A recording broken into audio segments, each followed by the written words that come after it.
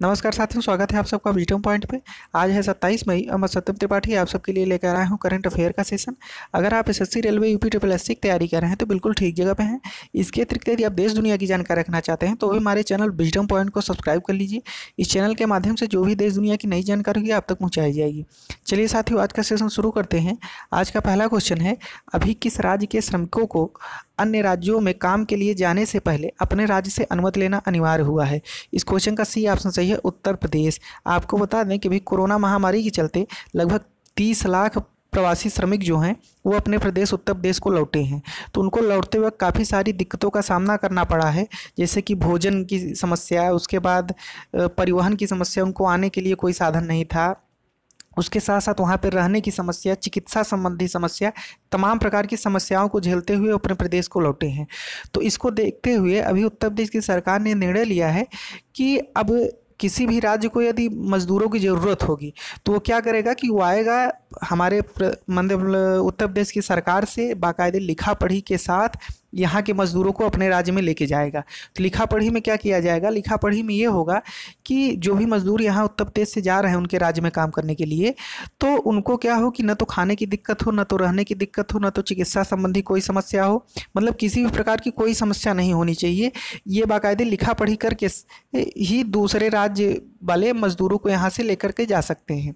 अभी तक क्या था? अभी तक तो चाहे जहाँ हम लोग जा कर के, यहाँ के उत्तर प्रदेश के मज़दूर चाहे जहाँ जिस राज्य में जा कर के अपना काम कर लेते थे, लेकिन अब ऐसा नहीं होगा।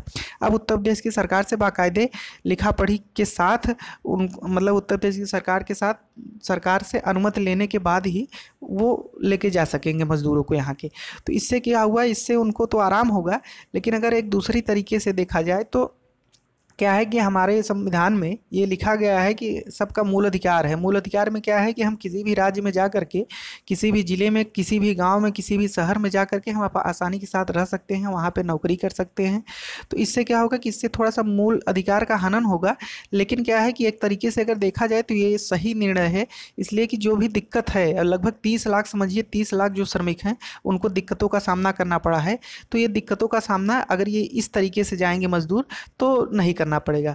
इसीलिए अभी योगी आदित्यनाथ जी ने कहा है, जो कि यहाँ के उत्तर प्रदेश के अपने मुख्यमंत्री हैं, उन्होंने कहा है कि अगर सौतेली माँ ने सही व्यवहार किया होता अपने बच्चों के साथ तो वो अपने माँ के पास भाग करके ना आते। सौतेली माँ का मतलब एक तरह से महाराष्ट्र को कहा गया है कि अगर महाराष्ट्र की सरकार ने अगर मज़दूरों के साथ अच्छा व्यवहार किया होता, इस महामारी में अगर उनको रहने के लिए खाने की व्यवस्था दिया होता, तो उत्तर प्रदेश अपने राज्य में न भाग करके आते।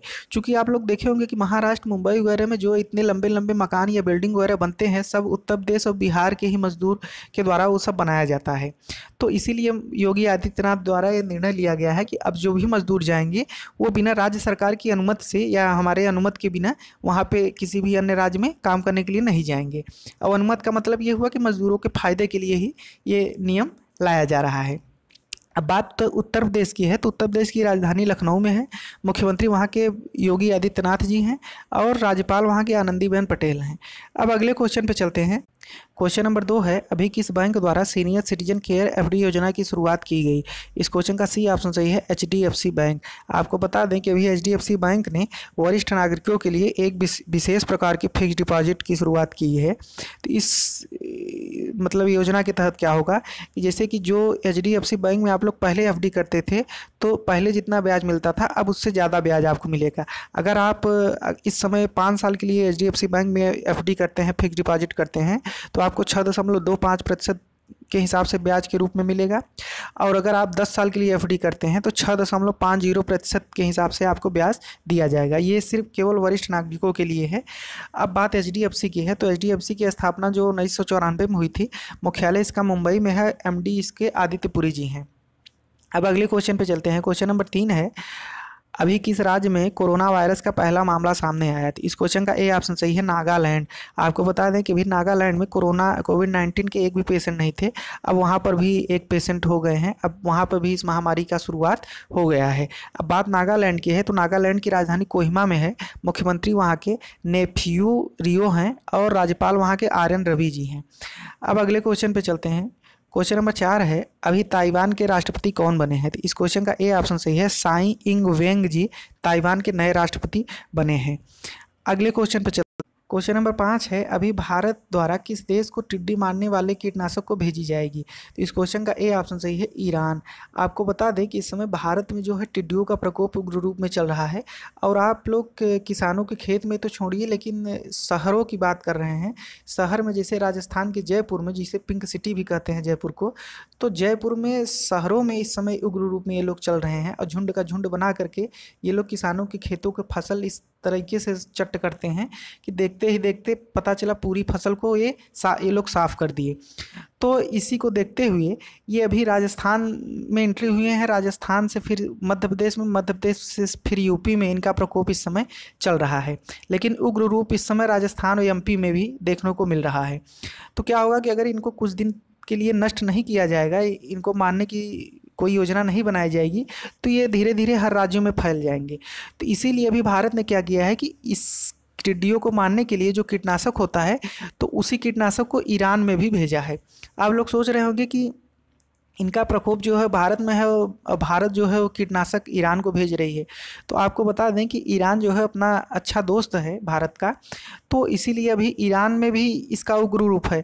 तो ईरान को इसलिए भेजा जा रहा है क्योंकि ईरान से होते हुए पाकिस्तान के रास्ते सीधा राजस्थान में एंट्री करके अपने भारत में आ रहा है।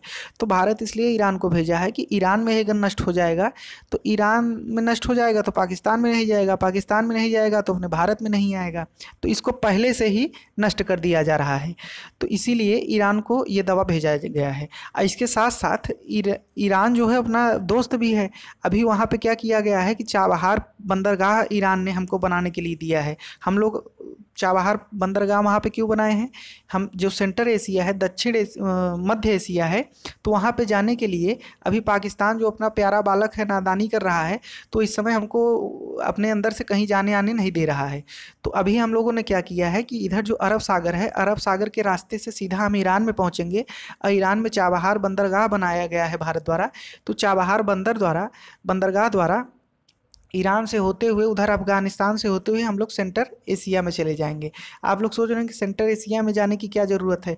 तो आपको बता दें जो सेंटर एशिया में जो नेचुरल रिसोर्सेज होते हैं वो बहुत ज़्यादा मात्रा में पाए जाते हैं। जैसे यूरेनियम हुआ, आपका कापर हुआ, आयरन हुआ, ये सब जो नेचुरल रिसोर्सेज हैं तो सेंटर एशिया में ज़्यादा पाए जाते हैं। तो वहीं से हम लोग मंगवाते हैं, तो मंगवाने का रास्ता होना चाहिए।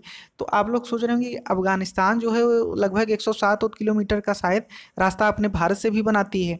तो इस समय जो 107 किलोमीटर का जो रास्ता अफगानिस्तान से अपने भारत के बॉर्डर द्वारा बनाया जाता है, तो इस समय पीओके जो पाक अधिकृत कश्मीर है, जो कि इस समय पाकिस्तान वाले वहाँ गिलगिट बल्टिस्तान कहते हैं, तो वहाँ से बनाया जाता है। तो वहाँ पे अभी हम लोगों का कब्जा नहीं है। तो इसीलिए अफगानिस्तान जाने के लिए हमको ईरान जाना पड़ता है।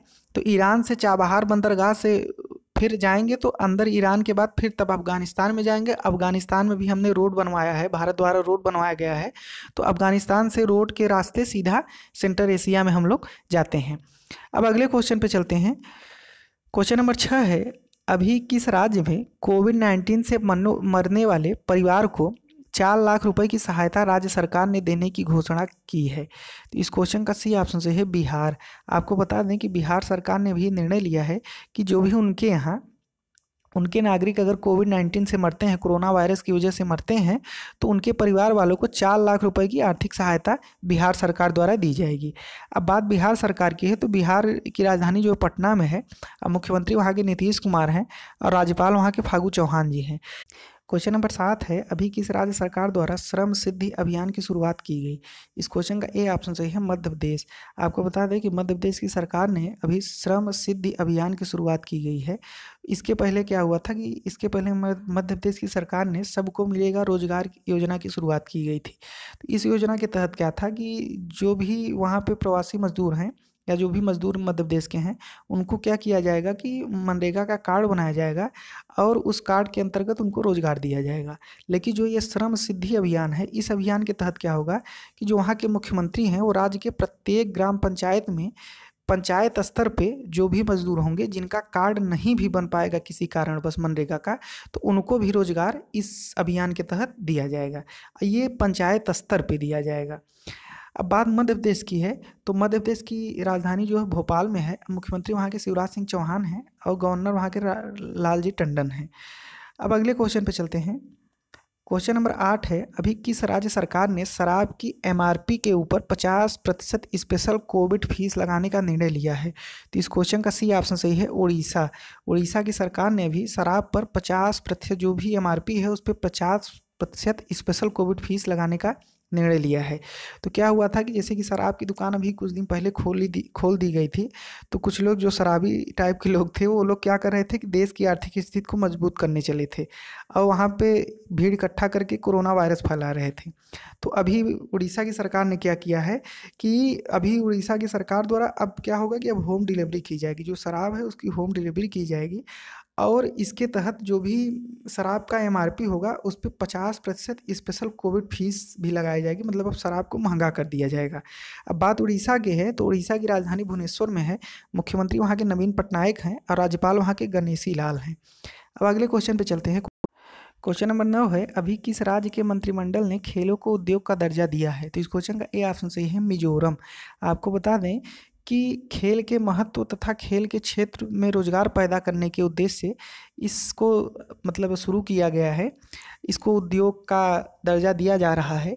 तो इसके तहत क्या होगा कि मिजोरम सरकार जो है वो खेल के बुनियादी ढांचे के विकास के लिए भी इसमें सब्सिडी का भी प्रावधान है मिजोरम की सरकार द्वारा, और उसके साथ साथ ऋण आदि का भी प्रबंध इसके तहत किया जाएगा। अब बात मिजोरम की है, तो मिजोरम की राजधानी जो है आइजोल में है और मुख्यमंत्री वहाँ के जोरामथांगा हैं और राज्यपाल वहाँ के PS श्रीधरन पिल्लई जी हैं। अब अगले क्वेश्चन पे चलते हैं। क्वेश्चन नंबर 10 है, अभी जोमेटो के सह संस्थापक कौन नियुक्त हुए हैं? तो इस क्वेश्चन का ए ऑप्शन सही है मोहित गुप्ता। आपको बता दें जो जोमेटो है, जो कि एक ऑनलाइन रेस्तरां का काम करती है, मतलब होटल का काम करती है, ये खाने पीने की सामान जो है वो डिलीवरी करती है। तो इसके जो सह संस्थापक हैं वो मोहित गुप्ता अभी नियुक्त किए गए हैं। अब अगले क्वेश्चन पे चलते हैं। क्वेश्चन नंबर 11 है, अभी बलवीर सिंह दोसांझ का निधन हुआ, वह किस खेल से जुड़े थे? तो इस क्वेश्चन का ए ऑप्शन सही है हॉकी। आपको बता दें कि जो बलवीर सिंह थे वो हॉकी के खिलाड़ी थे और उनके द्वारा हॉकी में लगातार 3 बार ओलंपिक दिलवाने का भी श्रेय है, मतलब उनके द्वारा 3 बार लगातार ओलंपिक भी हमारे भारत को मिला था और ये जो है पद्मश्री से सम्मानित भी हैं। उम्मीद है साथियों सारे क्वेश्चन आपको अच्छे समझ में आ गए होंगे। ये वीडियो अगर आपको पसंद आया हो तो लाइक करके अपने दोस्तों के साथ शेयर जरूर करिएगा और पूरा वीडियो सुनने के लिए आपका बहुत बहुत धन्यवाद।